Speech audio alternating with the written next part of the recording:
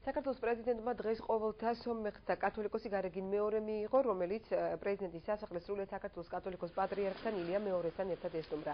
შეხვედრისას ქართულ და სომეხ ერებს შორის კულტურული დიალოგის გაღრმავებისა და მჭიდრო თანამშრომლობის აუცილებლობის თაობაზე ისაუბრეს. ასევე აღინიშნა, რომ გარეგინ მეორის ვიზიტი კიდევ უფრო განამტკიცებს ორი მეგობრული ერის ისტორიულ ურთიერთობას.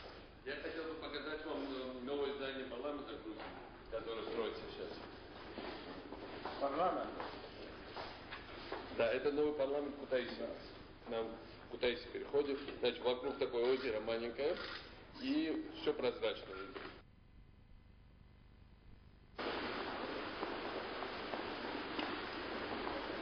Это всегда Библия хранится здесь.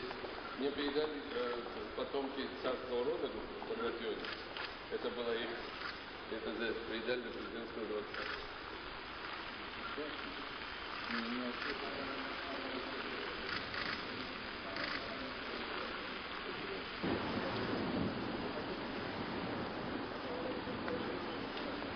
Века последнее нашествие и такое историческое место здесь как раз.